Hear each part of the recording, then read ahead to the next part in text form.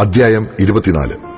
അവന്റെ കാലത്ത് ബാബേൽ രാജാവായ നെബൂഖദ്നേസർ പുറപ്പെട്ടു വന്നു. യെഹോയാക്കീം 3 സംവത്സരം അവന് ആശ്രിതനായിരുന്നു. അതിന്റെ ശേഷം അവൻ തിരിഞ്ഞ് അവനോട് മത്സരിച്ചു.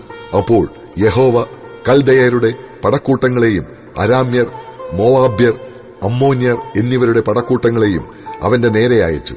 പ്രവാചകന്മാരായ തന്റെ ദാസന്മാർ മുഖാന്തരം യഹോവ അരുളി ചെയ്തിരുന്ന വചനപ്രകാരം അവൻ അവരെ യഹൂദായെ നശിപ്പിക്കത്തക്കവണ്ണം അതിന്റെ നേരെ അയച്ചു. മനശ്ശെ ചെയ്ത സകല പാപങ്ങളും നിമിത്തം യെഹൂദായെ തന്റെ സന്നിധിയിൽ നിന്ന് നീക്കിക്കളവാൻ ഇത് യഹോവയുടെ കൽപ്പനപ്രകാരം തന്നെ അവർക്ക് ഭവിച്ചു.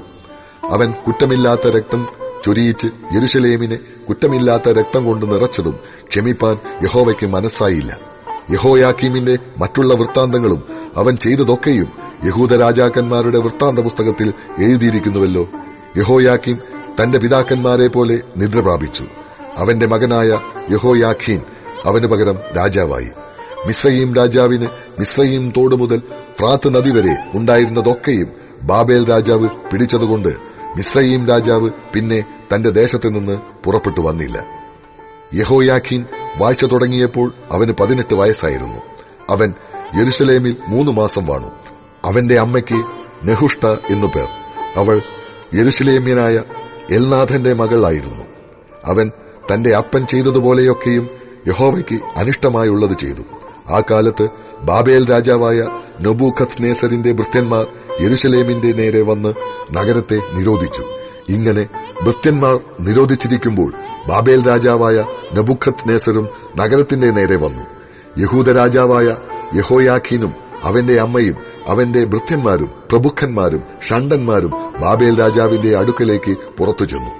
ബാബേൽ രാജാവ് തന്റെ വാഴ്ചയുടെ 8-ാം ആണ്ടിൽ അവനെ പിടിച്ചു. അവൻ യഹോവയുടെ ആലയത്തിലെ സകല നിക്ഷേപങ്ങളും രാജധാനിയിലെ നിക്ഷേപങ്ങളും അവിടെ നിന്ന് എടുത്തുകൊണ്ടുപോയി. ഇസ്രായേൽ രാജാവായ ശലോമോൻ യഹോവയുടെ മന്ദിരത്തിൽ ഉണ്ടാക്കിവെച്ചിരുന്ന പൊന്നുകൊണ്ടുള്ള ഉപകരണങ്ങളൊക്കെയും യഹോവ അരുളി ചെയ്തിരുന്നതുപോലെ അവൻ ഖണ്ഡിച്ചു കളഞ്ഞു.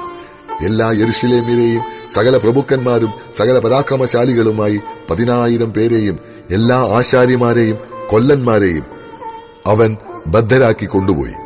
ദേശത്ത് എളിയ ജനം മാത്രമല്ലാതെ ആരും ശേഷിച്ചിരുന്നില്ല. യഹോയാഖീനെ അവൻ ബാബേലിലേക്ക് കൊണ്ടുപോയി.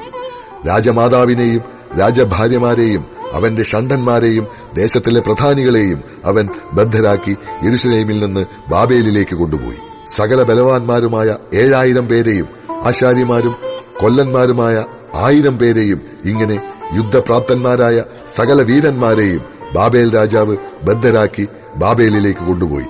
അവന് പകരം ബാബേൽ രാജാവ് അവന്റെ ചിറ്റപ്പനായ മത്ഥന്യാവെ രാജാവാക്കി. അവന് സിദേക്കിയാവ് എന്ന് പേർ മാറ്റിയിട്ടു. സിദേക്കിയാവ് വാഴ്ച തുടങ്ങിയപ്പോൾ അവന് 21 വയസ്സായിരുന്നു. അവൻ 11 സംവത്സരം യെരുശലേമിൽ വാണു. അവന്റെ അമ്മയ്ക്ക് ഹമുദൽ എന്നു പേർ. അവൾ ലിബ്നക്കാരനായ യെരെമ്യാവിന്റെ മകളായിരുന്നു.